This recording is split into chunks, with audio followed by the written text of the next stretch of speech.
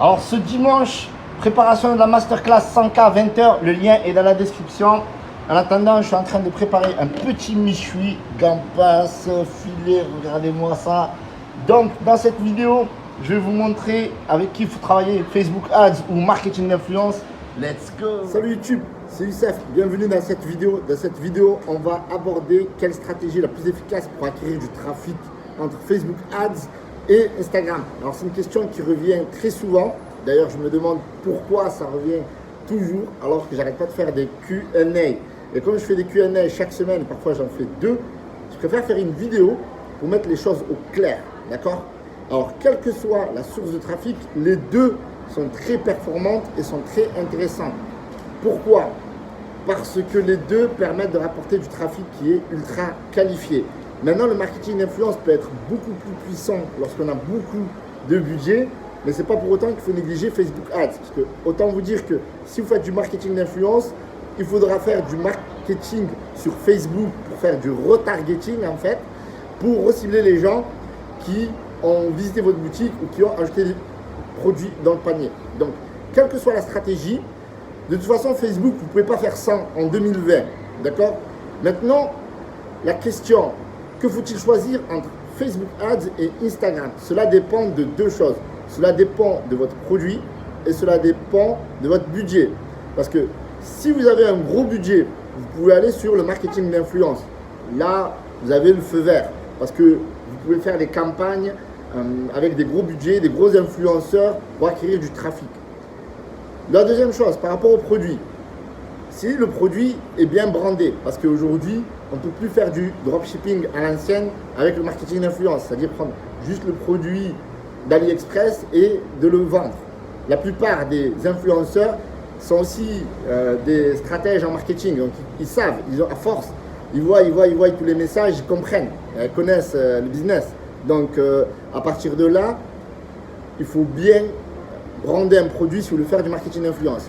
Donc première étape, si vous voulez faire du marketing d'influence, eh bien il faut du budget et il faut brander le produit. D'accord? Sinon, ça va être compliqué. Je ne dis pas que ce n'est pas possible, mais je dis juste que ça va être compliqué. Voilà, ça, il faut être préparé à ce niveau-là. Maintenant, la deuxième étape, par rapport au marketing d'influence, toujours, si vous voulez faire du marketing d'influence alors que vous n'avez pas de budget, eh bien, il faudra faire appel à des micro-influenceurs. D'accord? Et encore une fois, il va falloir qu'ils acceptent de promouvoir votre produit gratuitement, ce qui n'est pas toujours donné. Donc, ça peut prendre énormément de temps. Alors, est-ce qu'il faut, malgré ces inconvénients, mettre de côté le marketing d'influence? Surtout pas. Il y a des personnes dans le dropshipping qui ont commencé il y a quelques mois et qui font du gros chiffre avec le marketing d'influence. Donc, il ne faut pas du tout négliger cette source de trafic parce que, voilà, qui dit marketing d'influence dit que vous avez une audience qui est chaude parce que les gens, ils vont se laisser influencer par l'influenceur. Et c'est ce qui fait que vous voyez plein d'arnaques, entre guillemets, parce que les gens, ils aiment tellement leurs influenceurs qu'ils sont prêts à prendre le risque de se faire arnaquer. Ils disent non, je ne vais pas me faire arnaquer, etc. Nanana. Alors que des fois, l'influenceur, il n'est pas aguerri. Il va promouvoir un produit qui est complètement bidon, mais il va le faire une fois, il ne va pas le faire deux fois. Donc, faire une arnaque, créer une arnaque avec le marketing d'influence, en ce moment, c'est à la mode. On n'arrête pas de voir des youtubeurs un peu de divertissement qui n'arrêtent pas de parler de ça. Moi, je ne vous encourage pas à arnaquer les gens. Surtout pas, d'accord? Surtout pas, ok? N'essayez pas d'arnaquer les gens. Maintenant, faites les choses bien comme il faut et c'est sûr qu'un jour ou l'autre, ça va payer. Facebook Ads. Facebook Ads, l'avantage de cette source de trafic, c'est que vous allez pouvoir en faire quel que soit le budget que vous avez. C'est-à-dire, si vous avez du budget, vous allez pouvoir faire du Facebook Ads. Si vous n'avez pas de budget, vous allez pouvoir faire du Facebook Ads. Parce qu'une campagne Facebook Ads, vous pouvez la lancer à partir de 50 €. Alors que trouver des gros influenceurs à 50 €, ça n'existe pas. Après, trouver des petits influenceurs, ça peut exister.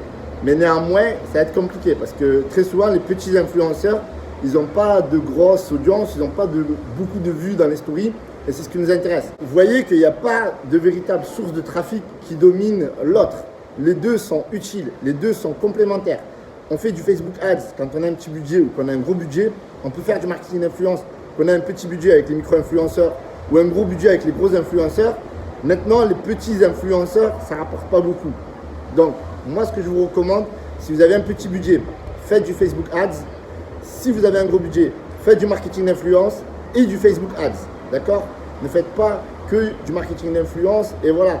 Parce que je vois beaucoup de personnes qui dépensent beaucoup d'argent avec le marketing d'influence, mais qui ne font pas de retargeting sur Facebook. Voilà. Donc faire des gros placements, mais aussi du retargeting sur Facebook. Donc les deux sont complémentaires. Petit budget Facebook, gros budget marketing d'influence et Facebook également. Voilà, donc c'est une petite question, voilà, je préfère répondre là parce que je sais qu'on me la pose chaque semaine et au moins je pourrais vous donner la vidéo pour regarder quelle décision stratégique en fonction de votre budget et votre façon de travailler. Je vous remercie d'avoir visionné cette vidéo. Si vous avez aimé, petit pouce bleu, abonnez-vous. Régulièrement, je fais des lives, donc soyez connectés et abonnez-vous si vous voulez recevoir les notifications des lives. C'était Youssef El Kalaï, ciao ciao.